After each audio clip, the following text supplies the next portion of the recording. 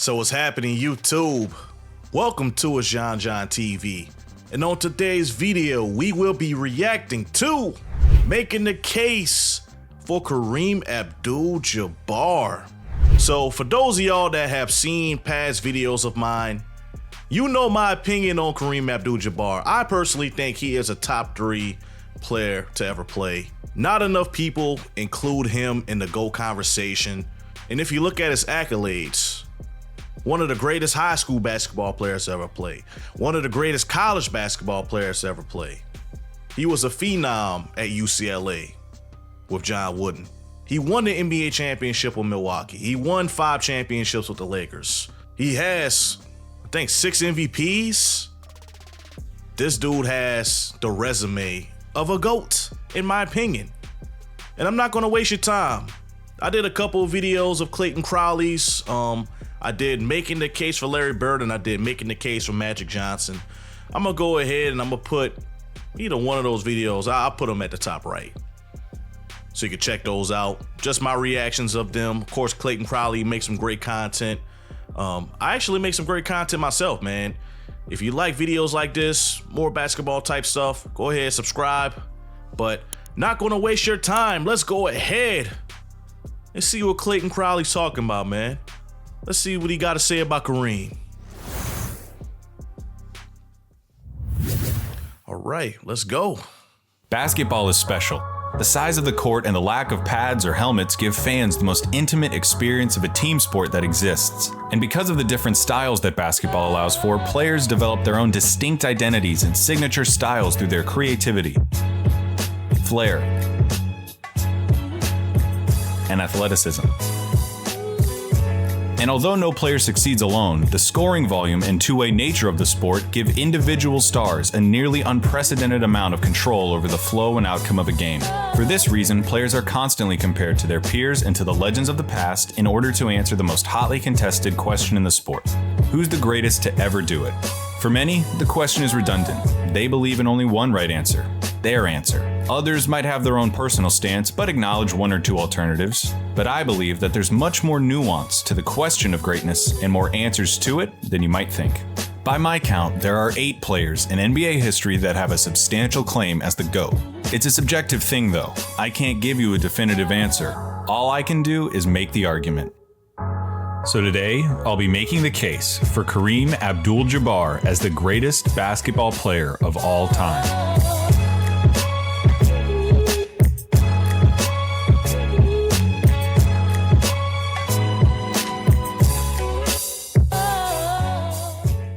Hey, and I've been told that I talk too much in my reaction videos. I'm gonna go ahead. I'm gonna try to talk a little bit less because this video that I'm reacting to, it's kind of already on the long side. It's a 26-minute video. So typically these making the case videos be around 30, 35 minutes. So, but if I gotta make a point on something, that's what this channel's for, okay? I'm giving my insight on basketball videos that I see. I actually make my own basketball videos, so, you know, like I said, Kareem is one of my favorite players of all time. He's a Laker, okay? I'm a Laker guy, if you don't know this already, so, you know. Just saying, just as a disclaimer, you can skip past my portions where I discuss the video, but, you know, I got the link to the OG video down below if you just want to watch a video about me talking, just saying, or reacting, but anyway. Let's go ahead and get back into the video.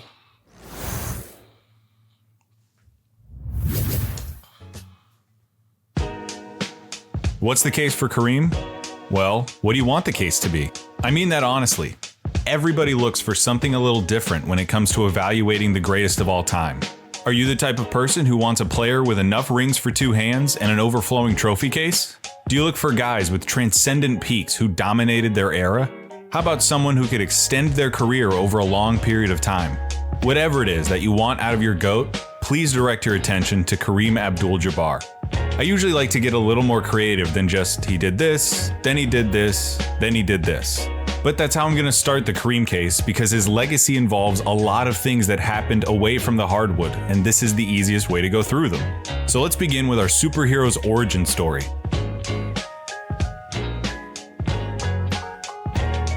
When it comes to our heroes, I think there are usually two types of beginnings that we love more than anything. The tale of the underdog who overcame the odds to become a household name, and the prodigy who is deemed the next chosen one and delivers on every ounce of promise. Kareem's story is of the second kind. In high school, Ferdinand Louis Alcindor Jr., Lou Alcindor, drew comparisons to Wilt Chamberlain.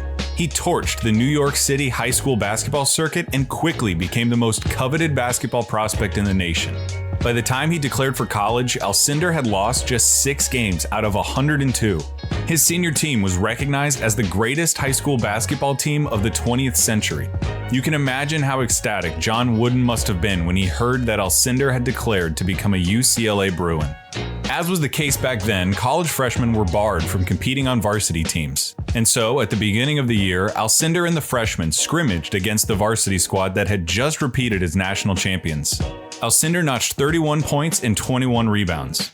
The freshmen won by 15.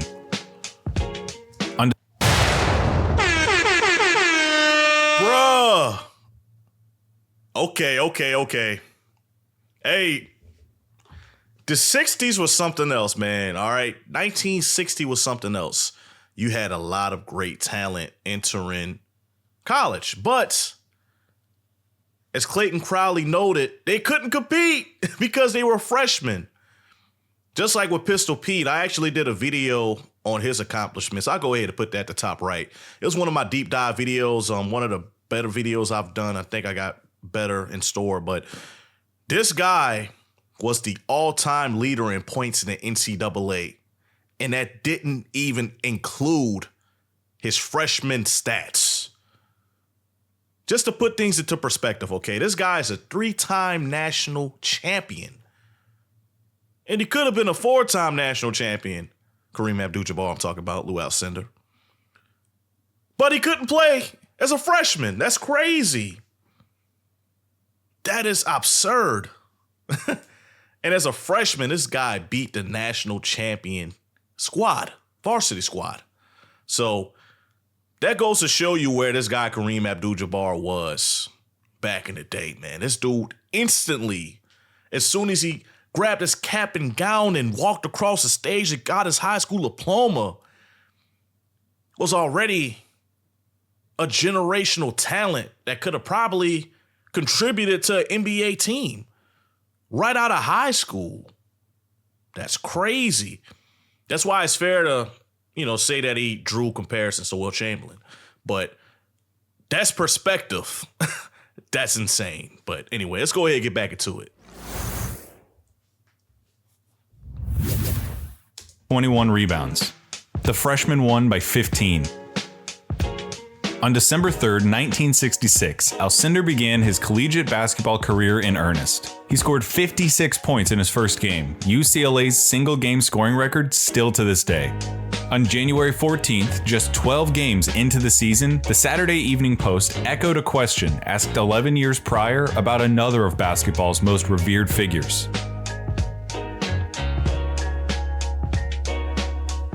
There was a genuine fear that Alcindor was too good, that the sport of basketball would suffer from a lack of compelling parity so long as he played it. The question was well-founded. By the end of the season, Alcindor had led the Bruins to an undefeated record, won the national championship, and claimed every relevant Player of the Year award that existed. The NCAA had already seen enough. Shortly after UCLA's championship win over Dayton in 1967, college basketball's governing body banned the dunk, a rule that would stand until 1976. While the NCAA gave various explanations as to why they chose to ban the dunk now, most observers knew that the rule was instituted with one person in mind. The rule became known as the Lou Alcindor rule. It took a teenage Lou Alcindor just 30 games to change the way that college basketball was played at a fundamental level for nearly a decade. Something else took place in the summer of 19... Hey, bro, like I said, that is absurd, man. I've talked about this in my videos before, bro. This dude was so great. He was so great. They had to figure out a way to change the rules because he just dominated that much. You could not dunk a basketball because of Kareem Abdul Jabbar, bro. That's crazy. And he still dominated. basketball is not all about dunking, all right? It's about putting the ball in the hoop and stopping your opponent from doing such. There was no better player in college basketball history that did it like Kareem, in my opinion. Just saying. My humble opinion. I'm just a YouTube guy. That's crazy, bro. Anyway, back to the video. Perspective. For nearly a decade. Something else took place in the summer of 1967 that would shape Lou Alcindor's legacy just as much as the ban of the dunk. In June, many professional athletes of color met in Cleveland at Jim Brown's request in order to discuss whether they would support Muhammad Ali's refusal to be drafted into the Vietnam War. Of those who convened at the summit, 4 athletes sat at the foremost table. The NBA's elder statesman, Bill Russell, Ali himself, legendary former NFL running back Jim Brown, and Lou Alcindor. Here were the preeminent figures of their sports, legendary men who had all endured lives of hardship, and next to them sat a 20-year-old, an amateur in solidarity. Throughout his childhood, first of all, shout out to them for that. The day I'm recording this video is actually Juneteenth, so of course, salute to the culture. But hey, that was important. It took some huge guts. It took bravery to actually represent like that, man, and stand with a great athlete, Muhammad Ali, in solidarity, man.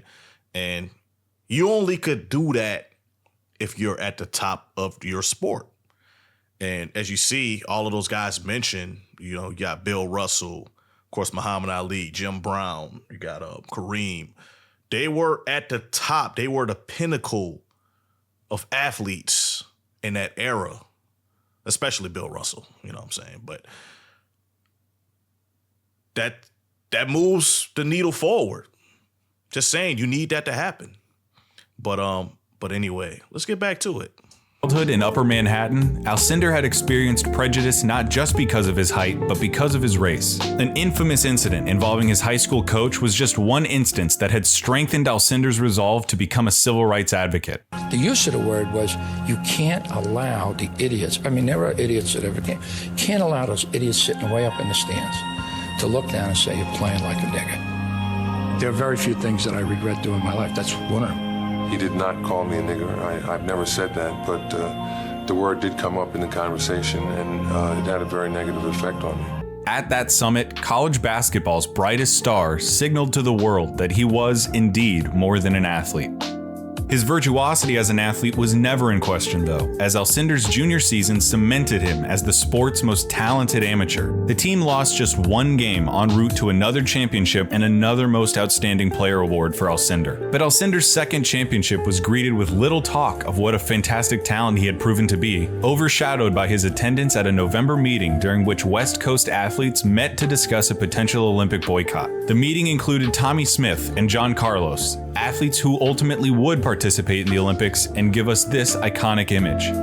After the media got wind that this meeting had happened, Alcindor was interviewed, and his patriotism, loyalty, motivations, and influences were all brought into question and condemned. Alcindor was painted as a traitor, someone who was spitting in the face of the country that had done so much to improve his life. Never mind the fact that the same country still allowed landlords to racially segregate neighborhoods as a matter of law. He received death threats and hate mail full of racial epithets. These did nothing to deter him from his activism, participating in student protests and attending multiple civil rights rallies. But Alcindor, already a shy, reserved, and introspective person, developed a deep mistrust of the media. He worried that they only wanted to use him and his name for their own interests and agendas. He would carry that skepticism with him well into his professional career. For as talented as he was as an athlete, he refused to be defined by his fame.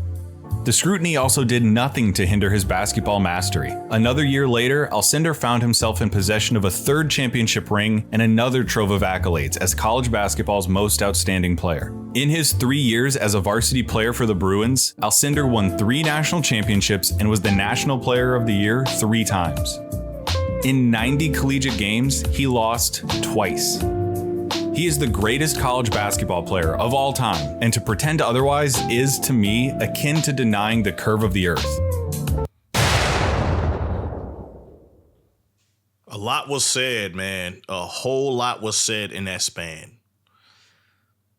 And I think just looking back at the whole package, right? You got to think about what players did on and off the court, right?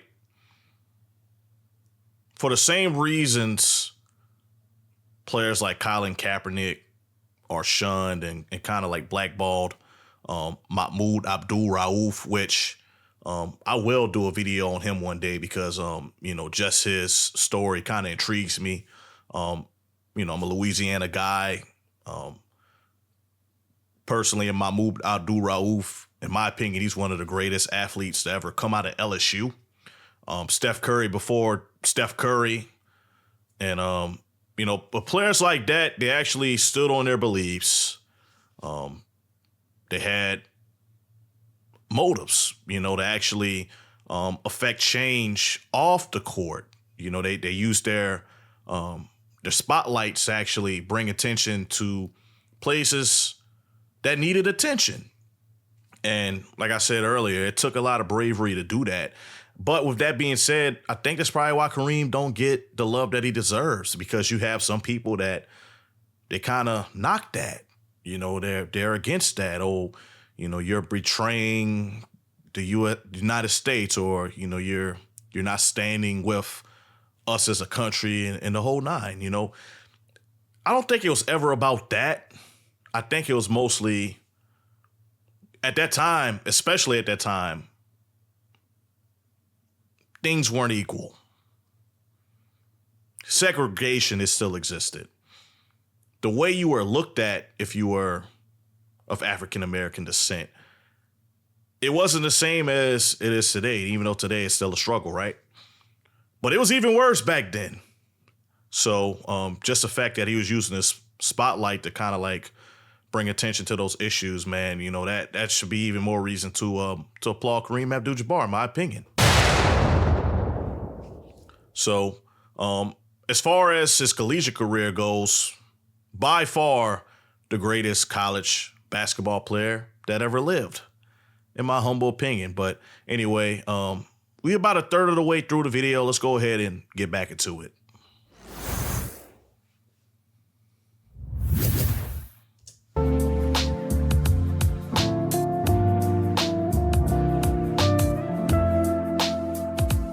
In the 1969 NBA draft, the Phoenix Suns and the Milwaukee Bucks, the worst teams in the league, flipped a coin to decide who would have the first pick.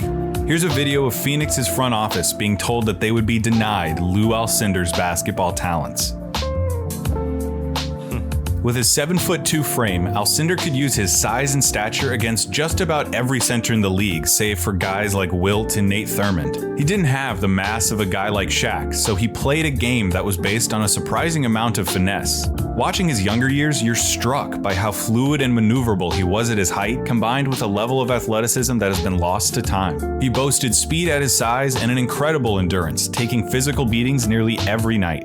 He was a remarkable passer, even leading the 75 Bucks in total assists. His defense was prodigious, earning him 11 all-defensive selections in his career. He had a soft touch around the basket and held total command in the post, aided by his signature shot, the most unstoppable, impregnable shot in any player's arsenal ever: the skyhook. The ban of the dunk during his college career had yielded an unintended consequence. Alcindor was forced to hone his skills away from the rim, resulting in a shot that was nearly automatic. The shot was efficient, simple, effective, and has never been replicated. There's so much to talk about with Kareem. That's crazy, though. Think about that. Think about that. Who do you think of whenever it comes to the hook shot, other than Kareem Abdul Jabbar? Name one guy. Of course, Irvin Magic Johnson pulled it off a couple times, but that wasn't his shot. He was a passer. Larry Bird was capable of doing that, but that wasn't his shot. He was just an all-around player. He could do it from, long range, inside, the post, whatever. This guy created a shot, right, that only he was able to use to dominate. No other player, at least I can't think of one off the top of my head. I may have to do research. It might have been another player, but the only guy I could think of whenever it comes to the hook shot is Kareem Abdul Jabbar. And that's saying a lot. That's dominance. Okay? That's crazy. Kareem's special, man. I'm just saying. Let's get back to the video. Effective and has never been replicated. There's so much to talk about with Kareem, and I can't feasibly go through every year of his career and pick out all of the stats and accolades that show just how much ass he kicked, so we have to stick to the important stuff, like when he won his first MVP in his first championship, in his second year in the league. Alcindor and a just past his prime Oscar Robertson went toe-to-toe with Nate Thurmond, Jerry Lucas, Wilt Chamberlain, Jerry West, Elgin Baylor, Gus Johnson, Earl Monroe, and Wes Unseld, all Hall of Famers to win the title. In that entire postseason, against all of those Hall of Famers, the Bucks lost 2 games. Just 2 weeks after his 24th birthday, he won Finals MVP, after slapping the Bullets with 27 points and 18 rebounds a game on 60% shooting in a 4-game sweep. Lou Alcindor became a champion before Jerry West did. The day following the championship, Lou Alcindor officially changed his name to Kareem Abdul Jabbar, having privately converted to Islam during his time at UCLA. Kareem Abdul Jabbar proceeded to kick so much ass during the 1970s that I'm amazed he didn't break his feet. He was unassailably the league's best player from the moment he stepped onto the court in 1970 through to the very end of the decade. The gap between him and the league's second best player was as expansive as it's ever been for any player. In 10 seasons, from 1971 to 1980, Kareem won 6 Most Valuable Player awards, more than any other player has ever won. For the decade of the 70s, he averaged a 28, 14, and 4 with another 3.5 blocks and 1.2 steals a game on 55% shooting. Aside from his injury-shortened 75 season, he was an All-NBA selection every year and made 8 All-Defensive teams. The only thing missing from his decade-long stranglehold of the sport of basketball was more championships. He came close a couple of times, including a 7-game loss to the Celtics in '74. And guess why he didn't win more rings? You guessed it, he couldn't get a good team around him. But Kareem has a legitimate gripe here. After '72, Oscar's productivity dropped dramatically, and until Magic joined the Lakers in 1980, Kareem never played with an elite guard again. Remember how Kareem led the 75 Bucks in assists? That's a cool stat to throw out there, but it's indicative of the fact that the Bucks lacked playmakers, let alone somebody who could be the second best player on a championship-winning team. Kareem asked to be traded. Jokic before Jokic? Well, come for me in the comments. Just saying. I don't know. Just saying. What other centers leads their team in total assist? Just think about that, okay? But anyway, hey, it's going to be a long video, man. Let me stop talking. Let's go ahead and get back into it. After the 75 season, because as you can imagine, this 7'2", introverted, black, activist Muslim who had grown up in New York City and gone to college in LA didn't exactly feel at home in 1975 Wisconsin. The team obliged in the offseason, sending Kareem to the Lakers in exchange for just about every good player the Lakers had. He had some more outstanding seasons for the Lakers, but again was never able to find a running mate that could help him get back to the top. Whatever, it doesn't change the fact that the conversation about who the best basketball player of the 70s was begins and ends with Kareem Abdul Jabbar. I know that talking about a peak Kareem kinda seems weird because he's the guy with the goofy goggles and the bald spot and the funny mustache. But don't forget about the guy who could average 34 and 16 for a season and drag his team to 50+ wins by himself. Don't forget about the guy who won 6 MVPs in 10 years. Don't forget about the guy who Dr. J, among other legends, calls the greatest of all time. So if Kareem kicked so much ass during the 70s, why don't we remember him the way we do with Dr. J? Well, you know how everybody talks about how Larry and Magic saved the NBA when they came into the league? Well, there were a lot of reasons the NBA needed saving. Drugs, the ABA split, tape delaying playoff games, a lack of dynasties, and honestly, because Kareem Abdul Jabbar was the league's best player. For one, watching Kareem was not fun. Oh, that's a strong statement there, Clayton. That's strong, man. Jabbar was the league's best player. For one, watching Kareem was not fun. He was effective, he was dominant, but he wasn't exciting. He didn't have acrobatic dunks like Michael, show-stopping passes like Magic, or the thunderous power of Shaq. He had the skyhook, reliable and consistent, rarely thrilling, and never marketable. As far as his personality and ability to give the fans something to connect with, I read one word used to describe his attitude towards media and the public more than any other as I researched Kareem: aloof. Not friendly or forthcoming, cool and distant, conspicuously uninvolved and uninterested, typically through distaste. Kareem, jaded from his interactions with the media in college,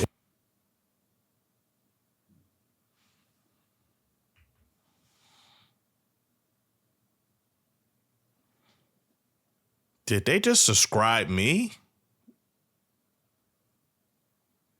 Uh-oh. I'm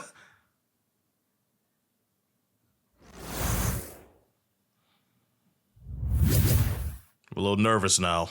in his encounters with racism, was a notoriously difficult person to interview. He just wasn't interested in being famous.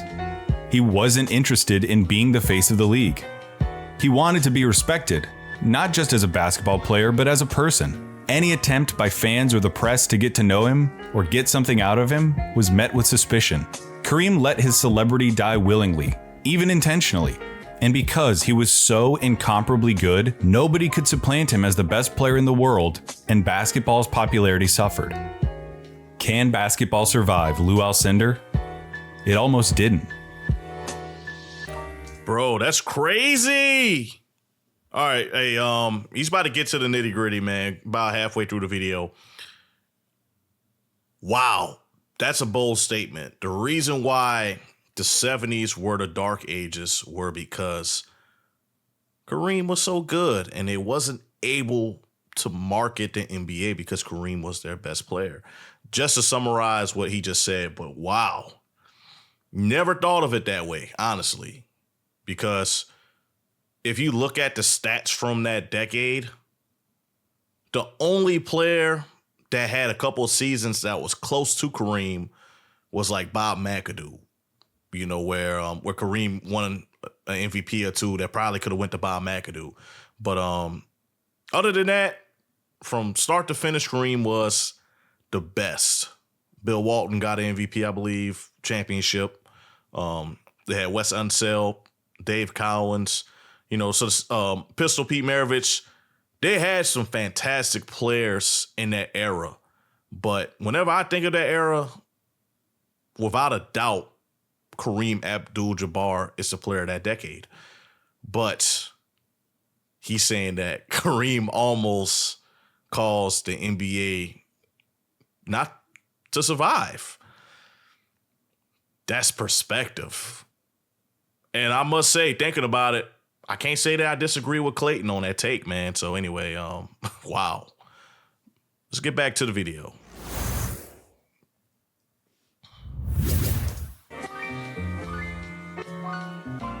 You knew this was coming. Kareem's longevity is the defining aspect of his career. He played for 20 years, and it wasn't really until his last year that he lost his fastball.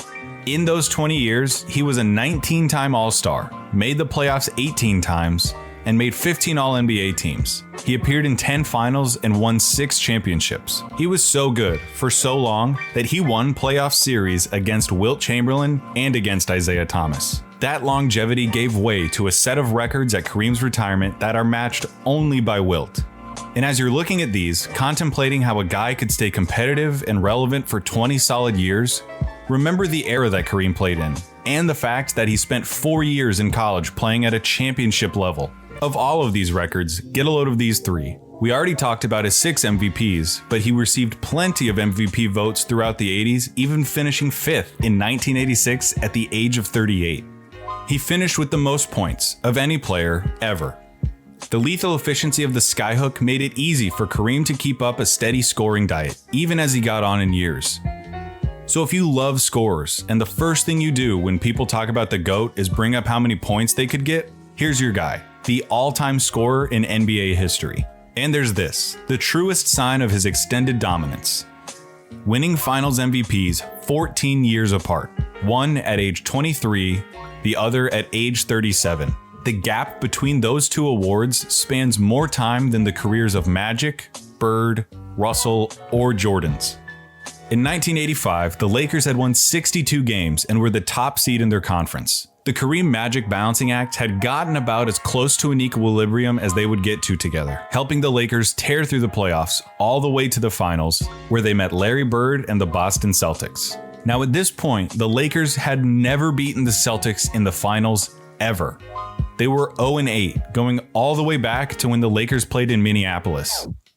And after Game 1, it looked like the Celtics were going to make it 0-9. Boston won 148-114, a victory that became known as the Memorial Day Massacre. The most notable deficiency on the Lakers was their center. Held to just 12 points and 3 rebounds, Parrish and McHale had run Kareem ragged on the court, gobbling up rebounds, playing physically inside, and having their way with him. Kareem looked expired, the Lakers were embarrassed, and the future of their team was in jeopardy. Pat Riley says, if we hadn't won in 85, I would have probably gotten fired. Because we won in 82, lost in 83, choked in 84, and 85 was the last year of my contract. I had to win. And so in the off days between games 1 and 2, Riley hammers his team, none more than Kareem. And Kareem asks for more. In game 2, this is again Rambis on the offensive board. Kareem. Going to double team Kevin as much as they possibly can. Kareem steals the pass. Kareem. Sky hook by double team. Dennis Johnson gets working in the air. Kareem blocks it. On the boards for the Celtics. Kareem going in on a pass from Magic Johnson. 4 on the shot clock. Kareem goes up and stuffs it through with 2 seconds to go.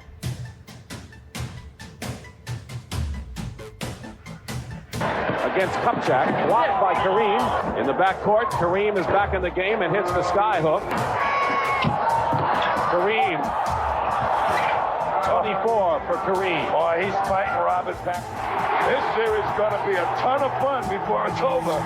Kareem inside, going strong to the basket, and 30 points for Kareem. Lakers are in the penalty. Michael Cooper is open again, and he hits again. I'll tell you, he is playing like a rookie. Watch him come over on this shot to really swat it away. Fantastic. After Game 1, Kareem averaged a 28, 10, and 6 at age 37 against the greatest front court in NBA history. The Lakers won in 6. Curse over. 14 years after his first championship, he was still good enough to be the best player on the best team against the best competition that the world had to offer.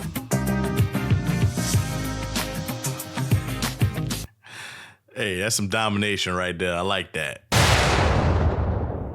This is easily about to be a 40-minute video. Oh my goodness. Wow. If you made it to this point, thank you for sticking around, man.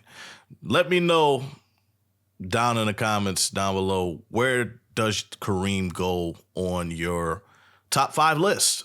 If he's in your top 5 at all. But let me know in the comments, where is he on your list? Anyway, let's try to wrap up this video. This is where I talk about all of the other stuff that doesn't fit neatly into other categories, or they're important but don't deserve a category of their own. First, let's talk about Magic and Kareem, because I feel like that's the elephant in the room right now. Every time someone starts talking about Kareem as the greatest ever, they point out that he has 6 championships, the magic number because it's just as many as Michael Jordan won. Then somebody comes back and says, no, he won 5 of them with Magic, and he only has 2 finals MVPs, so Magic carried him to the other 4. And then that's usually where the conversation ends. But not today, baby. If I'm arguing for Kareem as the greatest player of all time, which I am, I'd point out that when the Lakers won the title in 1980, Kareem was the best player on the team, and I would argue that he had a more impressive final series than Magic did. We all remember 1980 as the finals where Magic put up 42 points, 15 rebounds, and 7 assists to clinch the title. It was, in many respects, the signaling of a new era of NBA basketball, what many people still call the sports golden age. And that's a neat narrative that previews Magic's rise to superstardom. But what? In the first 5 games of the series, Kareem, who would later be named the regular season's MVP, averaged 33 and 14 and blocked 23 shots. In Game 5, with the series tied at 2 apiece, Kareem sprained his ankle halfway through the third quarter.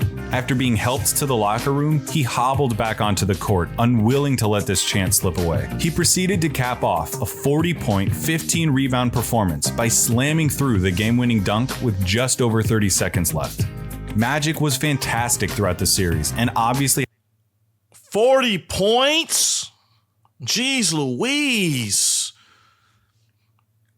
He was 100% robbed that year. He should be a 3-time Finals MVP winner, 100%. But they gave it to Magic because that iconic performance, which is one of the greatest Finals performances in the history of the sport. It is. You can't deny that, but somebody had to get him there. If it wasn't for Kareem, Magic wouldn't have had the opportunity to shine, honestly. Wow. Just over 30 seconds left.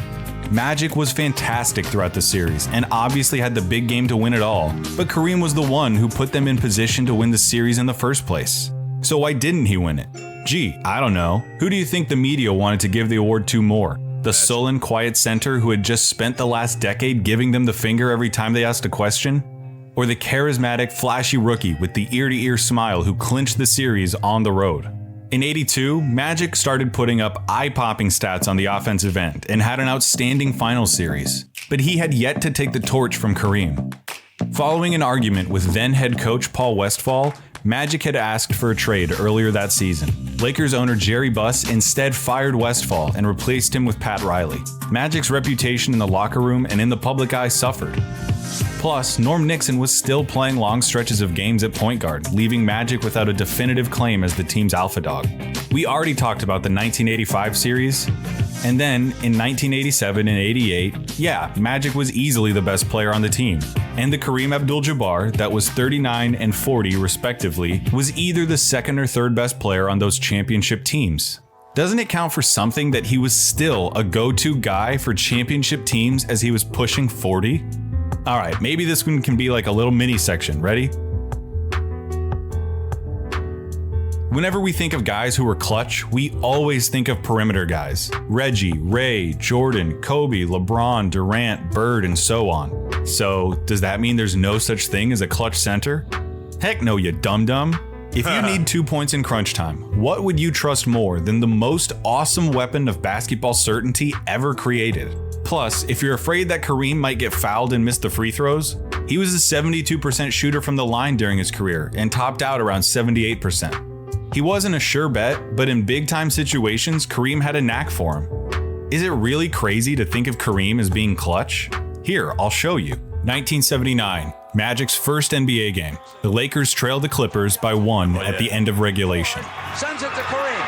Skyhook up and good. Lakers win. Score it. Kareem Abdul-Jabbar has given the Los Angeles Lakers. 1987 NBA Finals, Game 4. The sequence is most memorable because of Magic's baby skyhook, but in 2 must-score situations, the Lakers put the ball in Kareem's hand. First, they threw an alley-oop to Kareem, and then, on the next play, down 1, Kareem was able to draw the foul. 1988 NBA Finals, Game 6. The famous Isaiah Thomas game. After spraining his ankle in the third quarter, Isaiah stayed in the game and heroically capped off a 25-point quarter, an NBA Finals record. Needing to win the game to stay alive and force a Game 7, Kareem spoiled the Pistons' parade with 27 seconds left. As the Lakers gave their 41-year-old center the ball, he drew a foul. The old man goes up and misses the shot, but goes to the line with 14 seconds to go.